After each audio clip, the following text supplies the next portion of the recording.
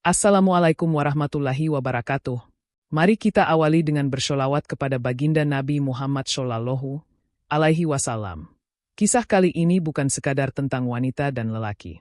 Ini tentang keteguhan hati, tentang pilihan-pilihan sulit yang harus diambil dalam keterbatasan. Mengapa seorang wanita bisa terjebak dalam rumah besar yang penuh aturan, tapi justru kehilangan kendali atas tubuh dan perasaannya? Jangan lupa untuk tekan tombol subscribe dan aktifkan loncengnya, agar kalian tak tertinggal kisah-kisah nyata penuh perjuangan, cinta, dan pilihan hidup yang kadang sulit diterima logika. Namaku Rina. Aku berasal dari sebuah desa kecil di daerah Subang, Jawa Barat. Usia baru menginjak 27 tahun saat aku pertama kali menginjakkan kaki di tanah Arab. Tapi jalan hidupku tak lagi semudah masa gadis. Aku sudah menjadi seorang ibu. Seorang janda, seorang pejuang hidup yang tak punya pilihan selain maju ke depan. Meski dengan air mata sebagai teman tidur setiap malam.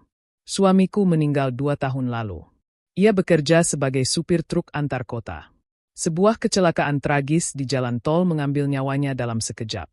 Saat itu anak kami baru berumur 3 tahun.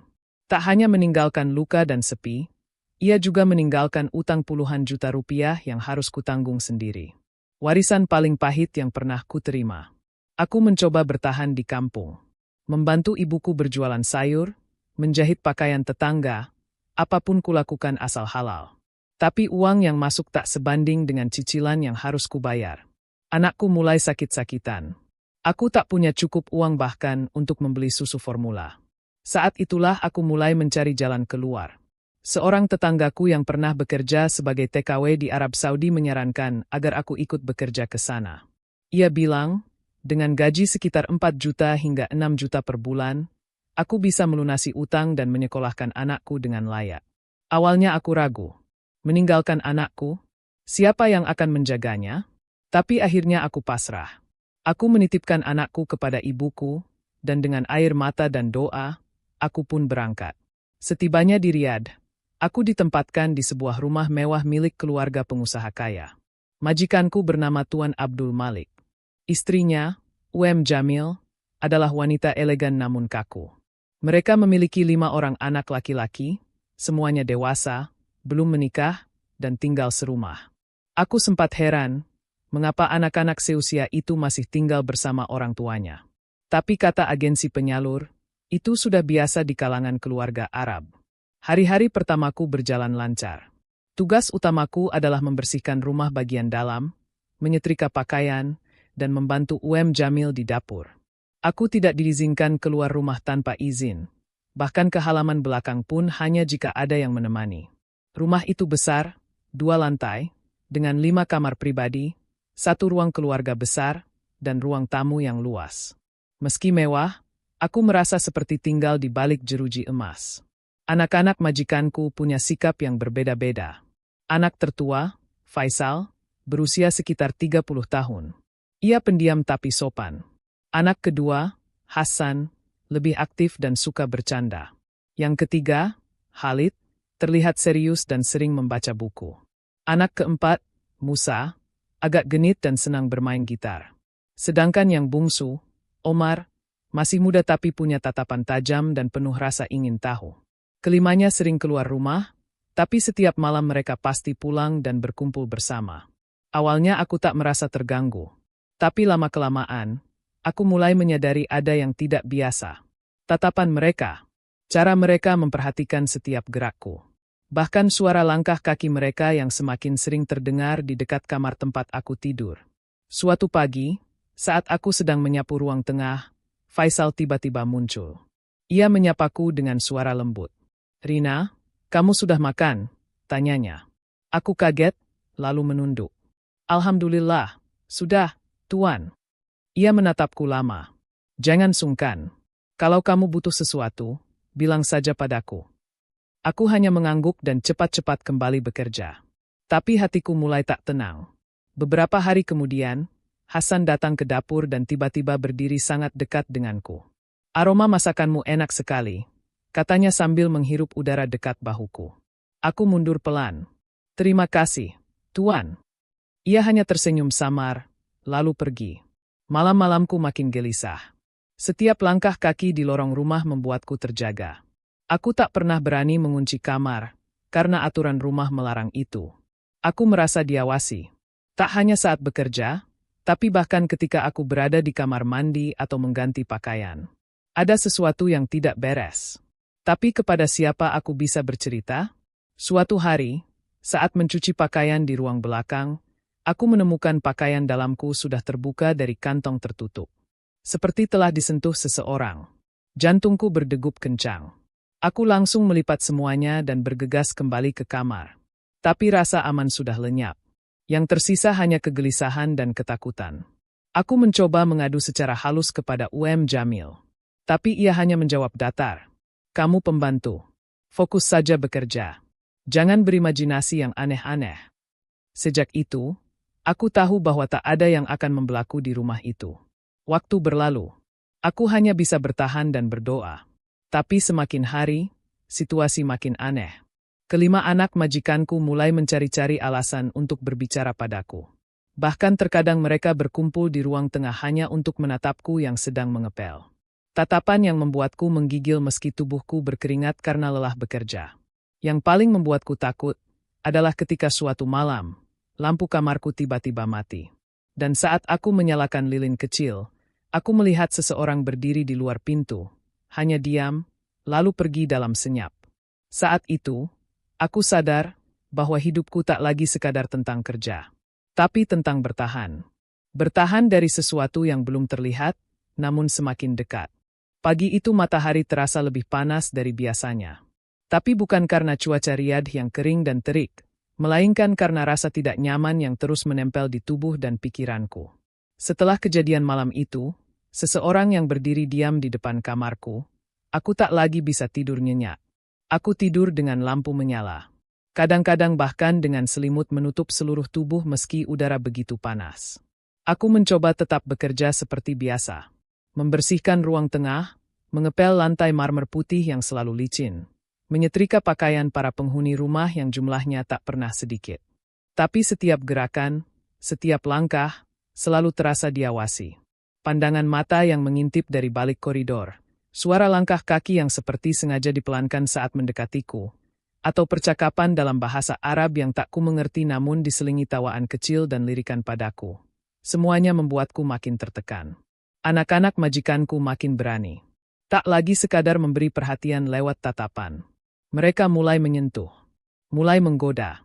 Dan semua itu dilakukan tanpa sepengetahuan orang tuanya. Siang itu, aku tengah menyapu halaman dalam rumah, ketika Khalid, anak ketiga, datang membawa secangkir teh. Ia tersenyum ramah, lalu duduk di bangku panjang di dekatku. Rina, istirahatlah sebentar. Kamu pasti lelah, katanya dalam bahasa Inggris patah-patah. Aku tersenyum tipis, terima kasih, saya masih harus menyapu. Tapi ia mengambil sapu dari tanganku dan meletakkannya ke samping. Kamu butuh teman bicara, kan? Ucapnya, memandangi wajahku. Aku mundur sedikit. Saya lebih suka menyelesaikan pekerjaan, Tuan. Ia menatapku lama, lalu berkata dengan nada rendah. Kamu terlalu cantik untuk terus berkutat dengan sapu dan kain pel. Aku tercekat, tapi sebelum sempat menjawab, Hasan muncul dari arah dapur dan memanggil kakaknya. Seperti ada kode di antara mereka, Khalid berdiri sambil tertawa kecil, lalu meninggalkanku sendiri. Hari itu, perasaanku hancur. Bukan karena kata-kata Khalid, tapi karena rasa tak berdaya yang makin menyesakkan. Aku mulai berpikir, benarkah mereka semua sedang mempermainkanku? Atau ada niat lain yang lebih dalam? Beberapa malam kemudian, saat aku baru saja hendak tidur, aku mendengar ketukan pelan di pintu. Pelan, ragu, tapi jelas. Aku tak berani menjawab. Jantungku berdetak tak karuan. Ketukan itu berlangsung sekitar 2 menit, lalu berhenti. Tapi sejak saat itu, malam-malamku tak pernah tenang. Aku mencatat dalam hati. Itu sudah keempat kalinya suara ketukan datang tanpa sebab. Dan selalu saat semua lampu rumah telah dimatikan. Suatu malam lainnya, saat aku turun ke dapur mengambil air putih, aku melihat Musa, anak keempat yang suka bermain gitar, duduk sendirian sambil memainkan melodi perlahan. Saat melihatku, ia tersenyum. Rina, kamu tak bisa tidur, Tanyanya, kali ini dalam bahasa Inggris yang cukup lancar. Aku mengangguk pelan. Saya hanya haus. Ia menunjuk kursi di depannya. Duduklah sebentar. Aku ingin mainkan lagu yang cocok untukmu. Aku ragu. Tapi tubuhku terlalu lelah untuk kembali naik. Aku duduk sebentar sambil menggenggam gelas air dengan kedua tangan. Ia memainkan lagu pelan yang melodinya lembut, hampir membuatku menangis. Kamu pasti sangat kesepian di sini, katanya tiba-tiba. Aku menoleh pelan. Saya hanya ingin bekerja, Tuan. Dan pulang. Ia menatapku, matanya tak berkedip. Jika aku bisa, aku ingin kamu tetap di sini. Tidak sebagai pembantu, tapi sebagai wanita kami. Aku berdiri. Jantungku berdegup kencang. Maaf, saya harus kembali ke kamar. Saat aku berbalik, ia berkata pelan, nyaris seperti bisikan. Kami semua sepakat, kamu akan jadi milik kami. Aku mempercepat langkah. Tidak berani menoleh. Tapi kalimat itu terus terngiang-ngiang di telingaku. Keesokan harinya, aku sengaja berpura-pura sakit. Aku tak keluar kamar seharian. Namun Jamil datang dan menyuruhku tetap bekerja karena tamu-tamu keluarga akan datang malam itu. Aku pun bangkit, dengan tubuh lemas dan hati makin kacau. Malam itu, suasana rumah ramai oleh kedatangan saudara sepupu keluarga. Banyak tamu pria dan wanita. Aku sibuk melayani makanan dan minuman, berdiri selama berjam-jam. Di tengah kelelahan itu, Faisal, si anak sulung, tiba-tiba menghampiriku di dapur. Rina, katanya pelan, kamu terlihat pucat. Saya hanya sedikit pusing, Tuan, jawabku sambil menunduk. Ia menyentuh pundakku dengan lembut. Kalau kamu jatuh sakit, siapa yang akan menjaga anakmu di kampung? Aku langsung menegang. Bagaimana ia tahu soal anakku? Ia tersenyum kecil. Kami tahu segalanya, Rina. Kami hanya ingin menjagamu dengan cara kami. Aku menjauh pelan, tapi belum sempat melangkah. Ia menambahkan, jangan khawatir. Kami sudah sepakat. Kamu akan tetap bekerja di sini, tapi sebagai istri, bukan hanya pembantu. Aku menatap matanya. Tak percaya dengan ucapan itu. Tapi tatapan matanya serius. Bahkan ada sedikit rasa iba di sana. Hari-hari berikutnya, 5 anak lelaki itu makin sering muncul bersamaku. Mereka tak lagi sembunyi-sembunyi. Mereka mengajakku bicara, mengirim makanan ke kamar, bahkan ada yang menyelipkan uang di lipatan pakaian bersih yang mereka minta tolong setrika. Semua seperti telah direncanakan. Hingga akhirnya, suatu malam, aku dipanggil ke ruang tengah setelah semua penghuni rumah masuk ke kamar. Lampu diredupkan. Aku melangkah pelan, jantungku berdetak kencang. Di sana, kelima anak majikanku duduk melingkar. Mereka memintaku duduk di tengah. Faisal bicara pertama. Rina, kami sudah berbicara. Kami semua menyukaimu. Dan tidak ingin saling berebut. Hasan menimpali, kami ingin menjaga kehormatanmu. Dan kehormatan kami. Lalu Walid menambahkan, kami akan menikahimu secara sah. Tapi bukan satu orang. Aku tak paham maksudnya. Apa maksud kalian? Musa menjawab tenang. Kami akan menikahimu, satu persatu. Dengan akad nikah secara siri. Aku gemetar. Nafasku tersendat. Omar menatapku tajam. Kami akan bergiliran. Tidak ada yang merasa dirugikan. Dan kamu, akan tetap kami jaga. Aku ingin lari. Ingin menjerit. Tapi tak ada suara yang keluar. Aku hanya menatap wajah mereka satu persatu, mencoba mencari siapa yang masih punya belas kasih. Tapi semua wajah itu tampak serius. Tegas. Seolah telah menyepakati sesuatu yang besar. Dan malam itu, aku hanya bisa bertanya dalam hati. Apakah ini akan jadi hidupku selamanya? Sejak malam itu, pikiranku tak pernah tenang. Setiap sudut rumah ini terasa sempit. Setiap dindingnya seperti ikut berbisik tentang rencana yang tak pernah kubayangkan dalam hidupku. Aku tidak tahu bagaimana harus bersikap. Haruskah aku melawan? Lari? Atau tetap diam dan menerima? Mereka tidak pernah menyakitiku secara fisik. Tidak pula memaksaku dengan kasar. Tapi tekanan yang kuterima, dari kata-kata, tatapan, dan sikap mereka, terasa seperti jerat halus yang perlahan-lahan mengekang seluruh gerakku. Aku mencoba berbicara kepada Allah di setiap sujudku. Berdoa, menangis, dan memohon petunjuk. Tapi yang kutemukan setiap hari hanyalah ketakutan yang semakin nyata. Beberapa hari setelah pertemuan malam itu, Faisal datang ke dapur saat aku sedang memotong sayuran. Ia berdiri tak jauh dariku, menatapku lama. "Rina," katanya lembut, "kami tidak ingin menyiksamu. Kami hanya ingin kamu jadi bagian dari keluarga." Aku pura-pura sibuk, berharap ia segera pergi. Tapi ia tetap berdiri di sana, lalu berkata lagi, "Pernikahan itu akan menyelamatkanmu dari dosa. Dan menyelamatkan kami dari rasa bersalah." Aku tidak menjawab. Tapi saat ia menyentuh lenganku dengan pelan, aku menepisnya. "Maaf, Tuan. Tolong, jangan ganggu saya," ucapku sambil menunduk. Wajahnya berubah. Namun ia tak marah. Hanya menatapku sejenak, lalu pergi begitu saja. Tapi sejak saat itu, aku tahu, penolakanku tidak akan menghentikan mereka. Hasan mulai muncul di lorong depan kamarku setiap malam. Ia berdiri sejenak, lalu pergi. Seperti ingin memberitahuku bahwa ia masih mengawasiku. Khalid lebih sering muncul saat aku sedang mencuci. Ia suka mengajakku bicara soal Indonesia. Ia tahu aku merindukan anakku, dan ia menggunakan itu untuk mendekatiku. "Rina, kamu tahu, kami bisa membantumu pulang cepat. Tapi dengan syarat, tentu saja," katanya suatu hari sambil tersenyum. "Saya tidak butuh bantuan seperti itu," jawabku tegas. Ia tertawa kecil. "Sungguh? Tapi aku rasa kamu tidak akan kuat bertahan lama di sini." Omar, si bungsu, bahkan pernah memintaku duduk bersamanya di ruang televisi sambil menyodorkan setangkai bunga plastik yang diambil dari hiasan meja. Aku menolak halus, tapi matanya tidak lepas dariku. Pandangannya tajam dan penuh rasa ingin memiliki. Dan Musa? Ia mulai meninggalkan lagu-lagu dalam rekaman ponselnya di bawah pintu kamarku. Lagu-lagu cinta, yang liriknya terasa menyesakkan dada. Jamil tidak tahu. Atau mungkin pura-pura tidak tahu. Ia hanya sibuk mengurus tamu-tamu wanita dan perhiasan-perhiasan barunya. Sementara suaminya, Tuan Abdul Malik, lebih sering di luar negeri untuk urusan bisnis. Aku merasa sendirian, terperangkap dalam rumah megah yang perlahan-lahan menggerus akal sehatku.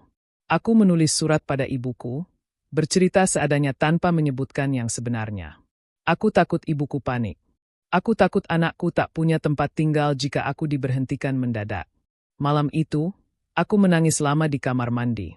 Menyalakan air keran sekencang mungkin agar suara tangisku tidak terdengar.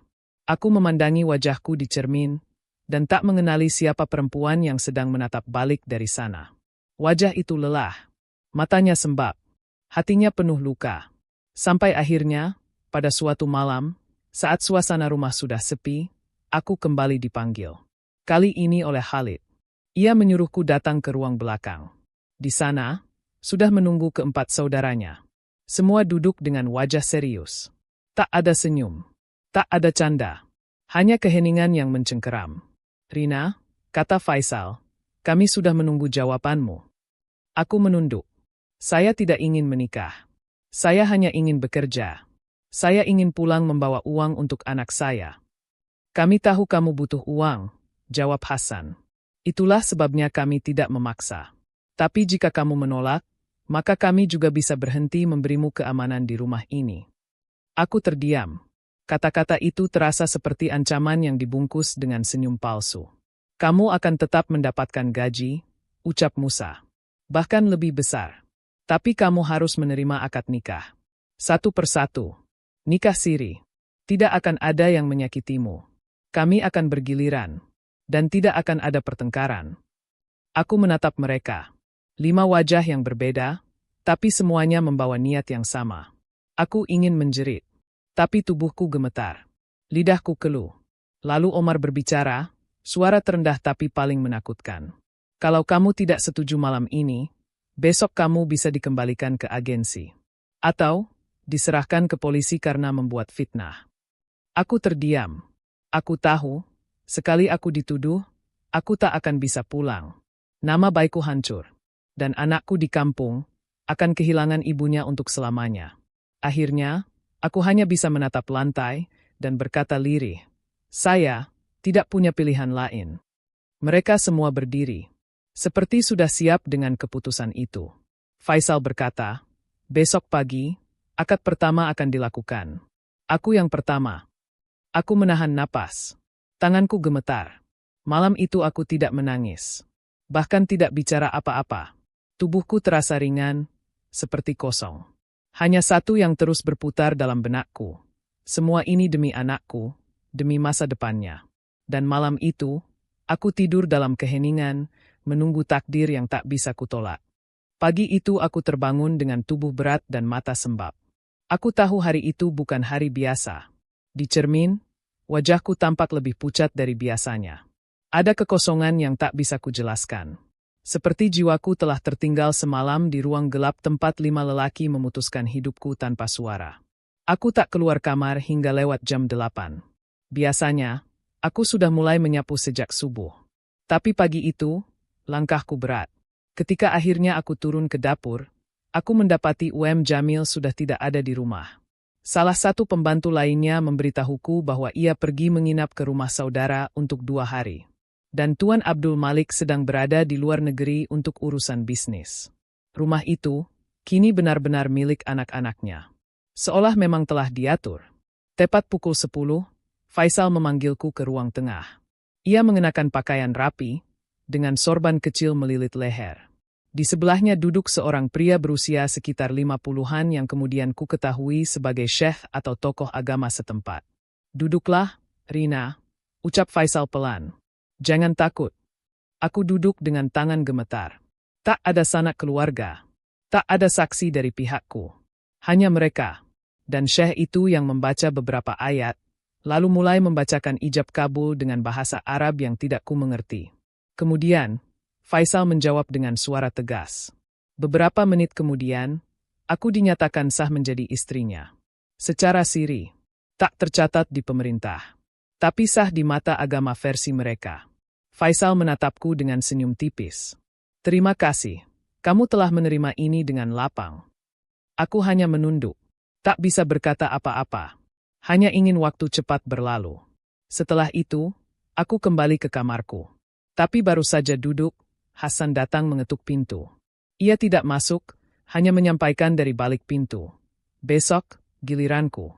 Ya. Keesokan harinya, hal yang sama terulang. Hasan membawa chef yang berbeda. Prosesnya sama. Singkat, sunyi, dan penuh tekanan batin. Hari ketiga, Khalid. Hari keempat, Musa. Dan hari kelima, Omar. 5 hari, 5 akad, 5 lelaki, 1 perempuan. Setiap malam setelah akad, mereka memberiku waktu istirahat. Mereka tidak langsung menyentuhku. Tapi masing-masing menjanjikan bahwa malam, khusus, akan diatur kemudian. Seperti ada jadwal yang mereka sepakati, namun belum disampaikan padaku. Setelah hari kelima berlalu, aku tinggal di kamar yang berbeda. Kamar yang dulunya dipakai sebagai ruang tamu kecil di lantai 2. Di kamar itu, mereka membawakan lemari kecil, tempat tidur, dan 1 meja kecil.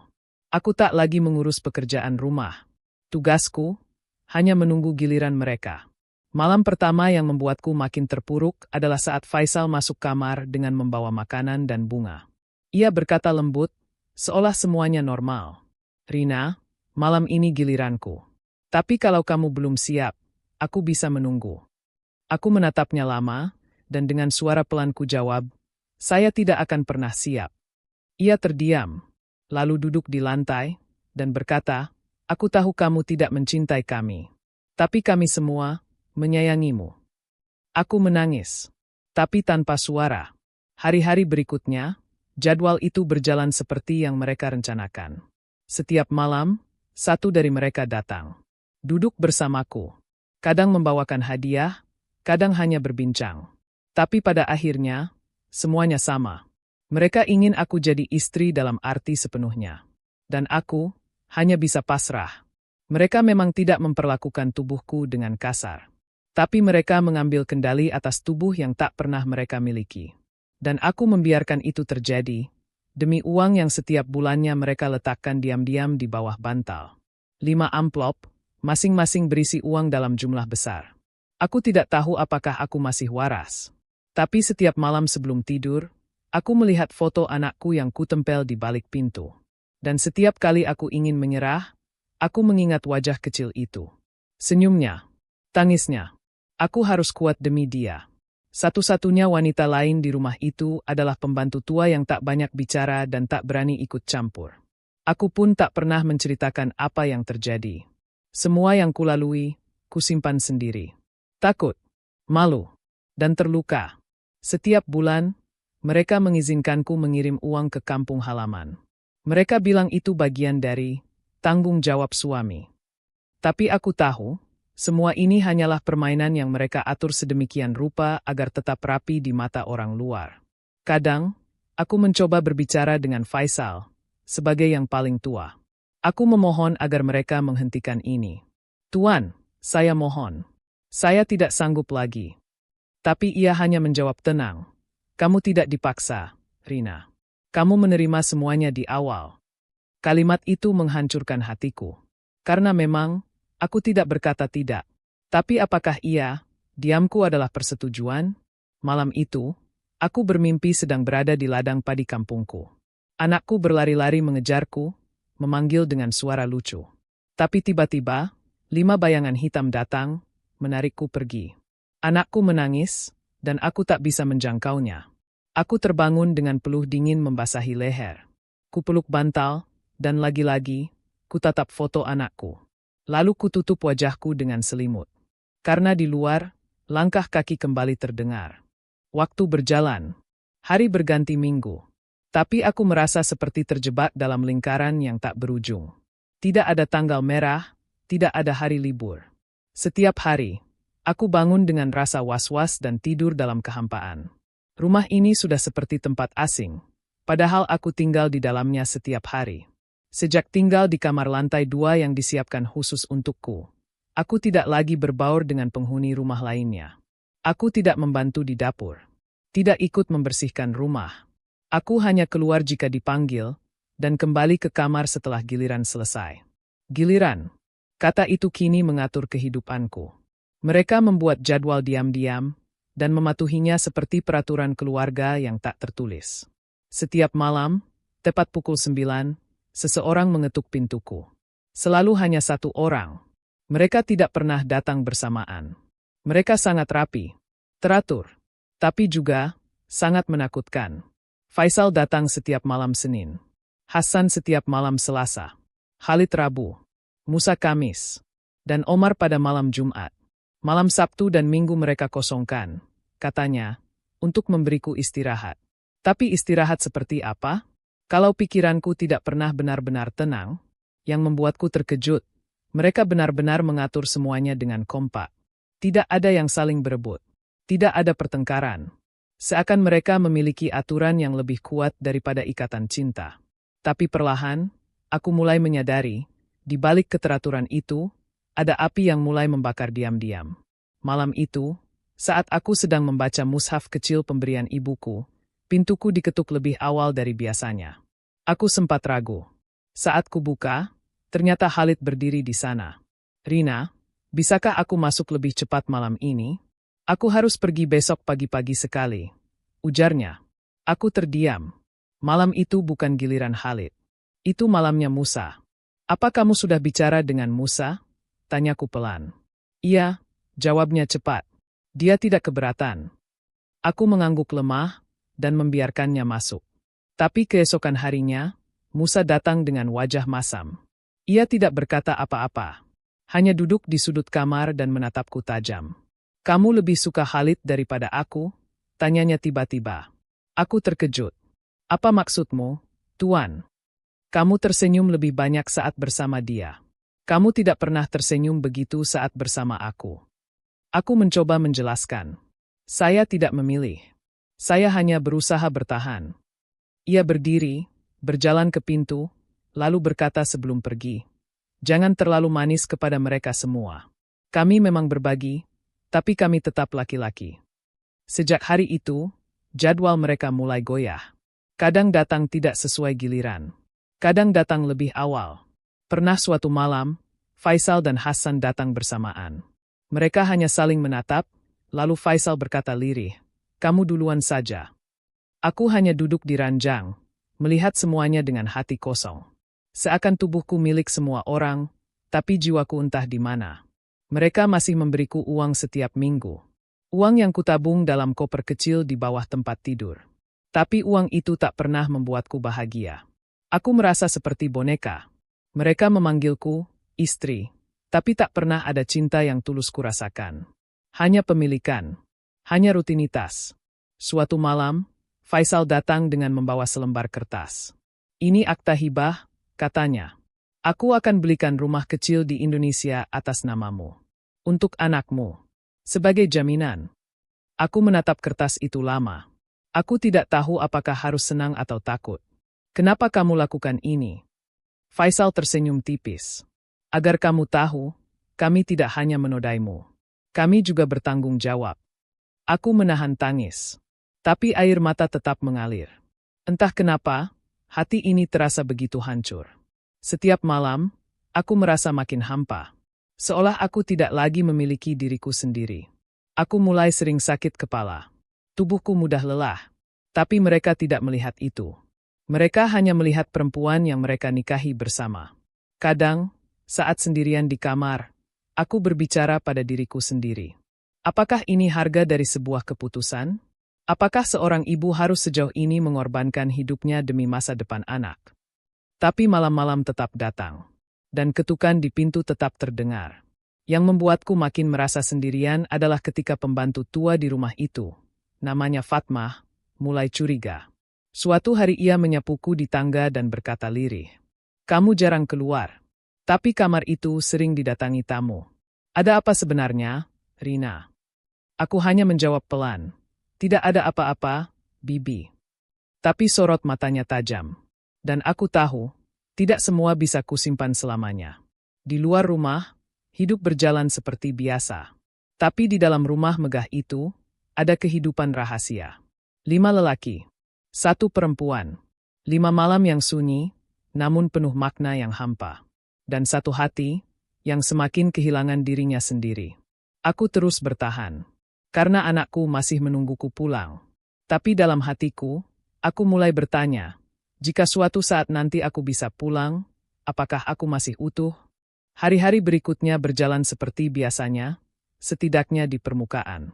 Tapi di balik dinding rumah yang selalu tampak rapi dan mewah itu, hubungan antara kami berlima, aku dan para suamiku, tak lagi sehalus dulu. Ada perubahan. Ketegangan yang tak terlihat, tapi bisa kurasakan dengan jelas. Mereka mulai saling curiga, saling membatasi waktuku. Kadang Faisal memintaku untuk tidak membukakan pintu untuk adik-adiknya, dengan alasan aku sedang tidak sehat. Di lain malam, Hasan menemuiku lebih awal, meminta agar malam itu jadi waktunya meski bukan giliran. Omar bahkan pernah memaksaku menulis daftar siapa yang paling lama bersamaku selama seminggu. Semua itu membuatku makin bingung, makin muak. Tapi aku tak punya daya. Seolah mereka berlima lupa bahwa aku bukan barang yang bisa dijadwal dan dibagi rata. Namun yang tidak kami perhitungkan adalah satu hal. Rumah itu tak selamanya kosong dari tamu. Dan malam itu, tanpa disangka, rahasia yang selama ini kami sembunyikan, mulai terkuak dari pintu yang tak terkunci. Namanya Fatimah. Ia adalah sepupu dari UM Jamil, yang datang dari Jeddah bersama ibunya untuk menghadiri pernikahan kerabat jauh. UM Jamil sendiri sudah pulang dari rumah saudaranya dan menyambut kedatangan mereka dengan antusias. Saat itu aku dikurung di kamarku, tidak boleh banyak terlihat. Aku hanya membantu dari balik dapur, lalu kembali naik ke atas. Tapi malam itu, karena udara yang sangat panas dan kipas angin di kamarku rusak, aku membuka sedikit jendela kamar dan tirai. Jam 9 malam, seperti biasa, Hasan datang ke kamarku. Ia tidak mengetuk lama, hanya sekali. Lalu aku membukakan pintu. Kami berbicara sebentar. Hasan duduk di sofa kecil. Ia membawakan buah dan beberapa minuman. Seolah semuanya biasa saja. Tapi kami tidak tahu bahwa dari balkon kamar sebelah, Fatimah sedang berdiri sambil menikmati angin malam. Ia melihat segalanya. Melihat Hasan masuk, dan tak kunjung keluar hingga hampir 1 jam berlalu. Dan yang membuatnya curiga adalah, kamar itu adalah kamar bekas tamu yang seharusnya kosong. Keesokan harinya, suasana rumah berubah.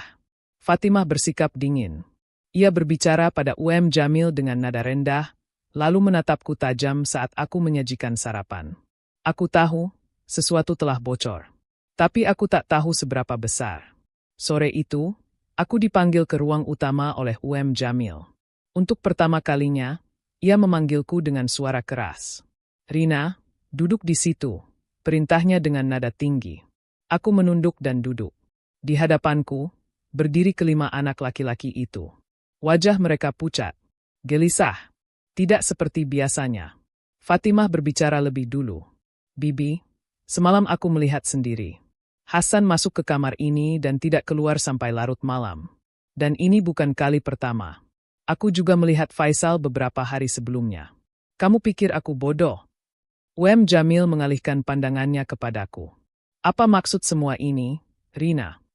Aku tak bisa menjawab. Mulutku terasa terkunci. Lalu Faisal maju ke depan. Ia menarik napas dalam-dalam, lalu berkata, "Umi, kami semua telah menikahi Rina secara siri." Jamil menatapnya dengan mata membelalak. "Apa? Kalian lima-limanya?" Musa ikut bicara. "Kami tidak ingin bertengkar, Umi. Karena itulah kami sepakat untuk menikahinya semua. Dengan adil." Jamil menjerit. "Kalian sudah gila.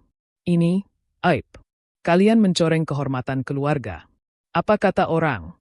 Tiba-tiba, pintu dibuka dengan keras. Tuan Abdul Malik pulang lebih awal dari perjalanannya. Ia melihat semua orang berkumpul dan bertanya, "Apa yang terjadi? Kenapa kalian seperti ini?" Fatimah segera mendekat dan menjelaskan semuanya. Wajah Tuan Abdul Malik berubah merah. Ia menatap anak-anaknya satu persatu, lalu menatapku. "Kamu, ikut merusak rumah ini?" tanyanya keras. Aku menunduk, tubuhku gemetar. Tapi kali ini, aku tidak bisa diam. Aku berdiri, dan untuk pertama kalinya, aku bersuara lantang. "Saya tidak merusak rumah ini. Saya hanya ingin bekerja. Saya hanya ingin mencari nafkah untuk anak saya. Tapi saya dipaksa. Saya tidak pernah minta dinikahi. Saya tidak pernah ingin dilibatkan dalam ini semua." Suasana menjadi hening. Semua mata tertuju padaku. Saya hanya ingin pulang. Itu saja. Saya tidak ingin apa-apa. Tidak uang, tidak rumah, tidak perlindungan. Hanya pulang. Tuan Abdul Malik terdiam lama. Lalu ia berkata pelan namun tegas, "Kalian semua telah mempermalukan keluarga. Tapi kesalahan terbesar adalah membiarkan ini berlangsung terlalu lama." Ia menoleh ke arahku. "Bersiaplah. Kamu akan kami pulangkan. Segera." Aku mengangguk perlahan, sambil menahan air mata. Tapi kali ini bukan air mata ketakutan, melainkan kelegaan. Malam itu, aku mengemas semua barangku dalam koper tua. Foto anakku kuselipkan dalam saku baju. Air mata mengalir saat aku menyentuhnya. Setelah sekian lama, aku akan pulang. Dalam keadaan tak utuh, tapi tetap berdiri. Namun sebelum aku naik mobil keesokan paginya, satu persatu dari kelima anak majikan datang menemuiku. Faisal menyerahkan sebuah amplop tebal. "Ini untukmu.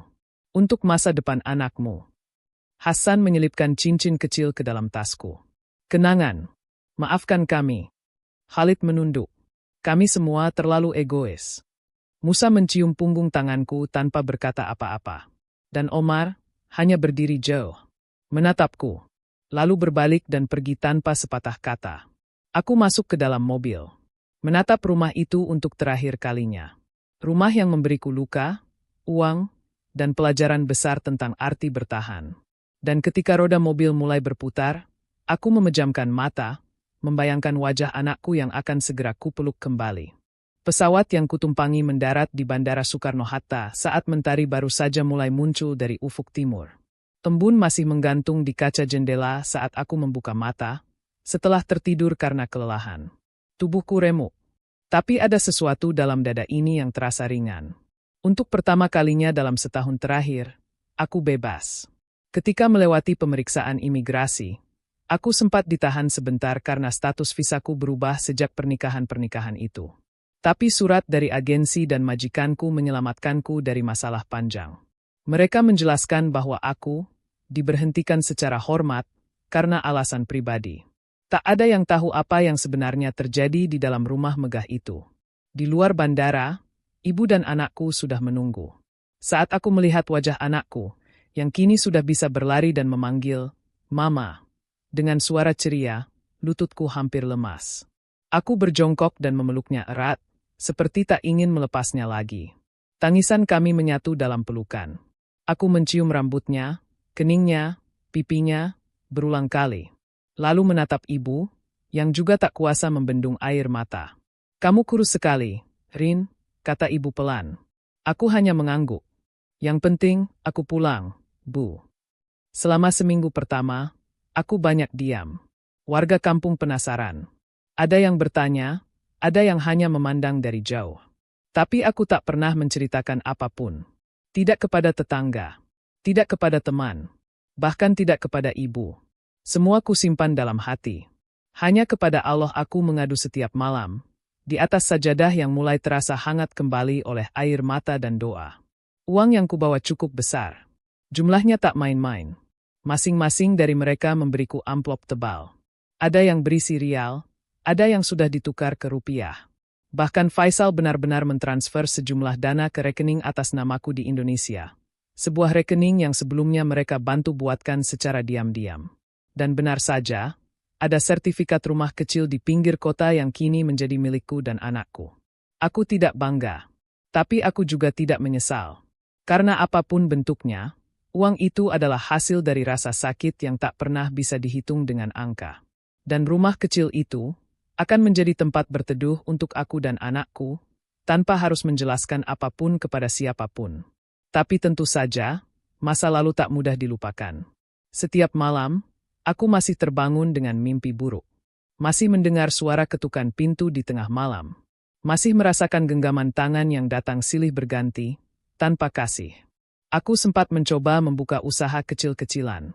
Berjualan makanan ringan dan perlengkapan rumah tangga. Tapi hatiku belum siap menghadapi dunia luar.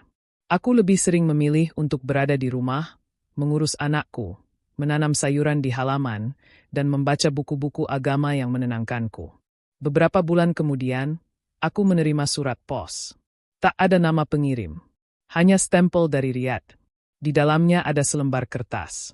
Tulisan tangan yang sudah kukenal. "Rina, semoga kamu baik-baik saja di tanah airmu. Kami semua masih memikirkanmu. Kami tidak tahu apakah kami pantas dimaafkan. Tapi kami tahu satu hal. Kamu adalah perempuan paling kuat yang pernah kami temui. Kami egois. Kami hanya ingin memilikimu, dan kami lupa bahwa kamu juga manusia. Jika suatu hari nanti kamu mau menulis kembali, kirimlah surat ke alamat ini." Aku meremas surat itu pelan, lalu menyimpannya di laci, bersama semua benda yang mengingatkanku pada kehidupan kelam itu. Tidak untuk dibakar, tapi sebagai pengingat bahwa aku pernah melewati badai yang tak bisa dilihat orang lain. Di sore hari, saat angin berhembus dari balik jendela rumah kecil kami, anakku sering duduk di pangkuanku sambil bertanya, "Mama dulu kerja apa di Arab?" Aku tersenyum, mengusap rambutnya yang halus. "Mama dulu kerja keras. Sangat keras. Tapi semua itu Mama lakukan, karena sayang sama kamu." Ia hanya tertawa kecil, lalu memelukku erat. Dan dalam pelukannya, aku tahu, mungkin dunia tidak selalu adil. Tapi cinta seorang ibu, cukup kuat untuk mengubah luka menjadi kekuatan. Aku belum sembuh sepenuhnya. Tapi aku masih hidup. Dan yang lebih penting, aku masih punya alasan untuk bertahan.